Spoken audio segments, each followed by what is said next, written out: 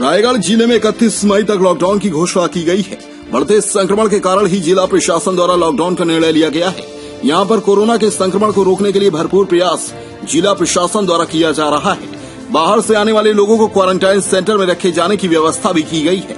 रायगढ़ शहर में फिलहाल 123 व्यक्ति इन सेंटर में रह रहे हैं। रायगढ़ में 5 स्थानों पर सरकारी क्वारंटीन सेंटर बनाए गए हैं। साथ ही साथ शहर के होटलों को भी पेड क्वारंटाइन सेंटर में तब्दील किया गया है। यहाँ पर भी ऐसे लोग आइसोलेशन की अवधि पूरी कर रहे हैं जिन्हें सरकारी क्वारंटीन सेंटर में नहीं रहना। इन्हीं सभी क्वारंटाइन सेंटर का निरीक्षण करने स्वयं जिला कलेक्टर भीम सिंह, निगम कमिश्नर आशुतोष पांडे और एसडीएम के साथ सुबह से ही निकल पड़े थे। शासकीय क्वारंटाइन सेंटर में अधिकतर ऐसे मजदूर रह रहे हैं जो बाहर से आए हैं और जिले में मजदूरी करने आए हैं। ऐसे लोगों को कुछ दिन के लिए क्वारंटाइन सेंटर में रखा गया है। जब जिला कलेक्टर ने इन लोगों से चर्चा की तो उत्तर प्रदेश से आए मजदूरों ने भोजन में रोटी देने की मांग जिला कलेक्टर से की, जिस पर तत्काल कलेक्टर भीम सिंह ने निगम कमिश्नर को निर्देशित कर रोटी खाने वाले मजदूरों के लिए भोजन में रोटी देने की व्यवस्था करने के लिए निर्देशित किया। क्वारंटीन सेंटर में मच्छर की समस्या भी वहां रहने वाले मजदूरों ने बताई। साथ ही साथ मजदूरों ने पीने के पानी की समस्या में भी कुछ कमियां बताई हैं, जिसे तत्काल जिला कलेक्टर ने दूर करने के निर्देश निगम कमिश्नर को दिए हैं। 5 शासकीय क्वारंटीन सेंटर के अलावा 2 होटल की व्यवस्था देखने के लिए जिला कलेक्टर पहुंचे। दोनों ही पेड क्वारंटीन सेंटर की व्यवस्थाएं देखकर जिला कलेक्टर व्यवस्थाओं से संतुष्ट नजर आए। निगम कमिश्नर आशुतोष पांडे ने बताया कि सरकारी क्वारंटीन सेंटर में जो भी दिक्कतें हैं उन्हें तत्काल दूर किया जाएगा और वहां पर रहने वाले लोगों को किसी भी प्रकार की कोई परेशानी न हो, इसकी पूरी कोशिश की जाएगी। मेरा नाम पंकज गोयल है, संचालक होटल श्री तारा रायगढ़। हमारे होटल श्री तारा को हमने 1 फ्लोर को क्वारंटाइन सेंटर के लिए दिया हुआ है। इसमें नियम यह कि जो बाहर दूसरे प्रदेश से लोग आते हैं उनको कलेक्टर गाइडलाइन या गवर्नमेंट के गाइडलाइन के अनुसार 1 हफ्ते क्वारंटाइन होना है। तो जो लोग सक्षम है वो होटल में अपने स्तर के हिसाब से रूम ले लेते हैं, जिनको जहाँ भी अपनी सुविधा मिलती है। हमने भी अपने 1 फ्लोर को क्वारंटाइन के लिए दिया हुआ है और जिसमें हम उनको जो रुकते हैं उनको एक कमरे में रुकते हैं, उनको दोनों समय का खाना देते हैं।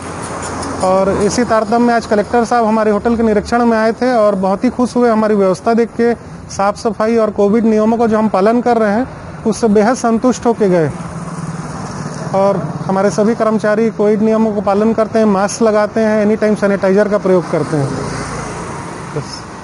आज जिसे भी क्वारंटाइन सेंटर है सर, आप लोगों ने निरीक्षण किया सर, वहाँ कुछ शिकायतें आई या कुछ सुझाव मिले सर, क्या मिला?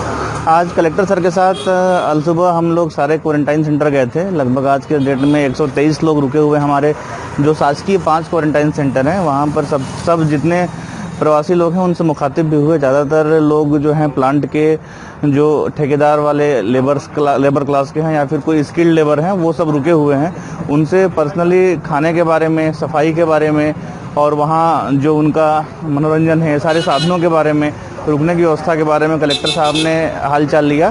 तो कुछ समस्या निकल के आई, जैसे कि कुछ यूपी के आए हुए लोग हैं उनको रोटी खाने को चाहिए, तो उसके लिए हम रोटी का प्रबंध भी करेंगे। चावल उनको सूट नहीं करता है तो, और कुछ मॉस्किटो कॉइल वगैरह देने की बात आई। साफ़ सफाई तो पर्याप्त रूप से दिखी है और साथ ही ड्रिंकिंग वाटर के लिए वहाँ पर फैसिलिटी देने की बात आई तो वो भी किया जाएगा। कुछ बेडशीट की मांग आई तो उसे भी किया जाएगा। इसके बाद हम पेड क्वारंटाइन में गए। हमारे जो साकेत होटल हैं और तारा होटल हैं, यहाँ पर बहुत अच्छे प्रबंध के साथ उन्हें रखा गया है। सारे पेड क्वारंटाइन के रेट तय हैं और वो उनको उसमें 2 टाइम का खाना भी इंक्लूडेड है। इसके साथ ही उनको बाहर आने जाने पर पाबंदी भी है। तो कलेक्टर सर इस व्यवस्था से काफ़ी खुश दिखे और इस प्रकार जो हमारे पेड क्वारंटाइन और संस्थागत क्वारंटाइन है सुचारू रूप से चल रहे हैं और इसका जो भी व्यवस्था है जिसमें थोड़ी बहुत जो खामियां हैं उसको दूर कर लिया जाएगा। रायगढ़ से संजय सारथी की रिपोर्ट।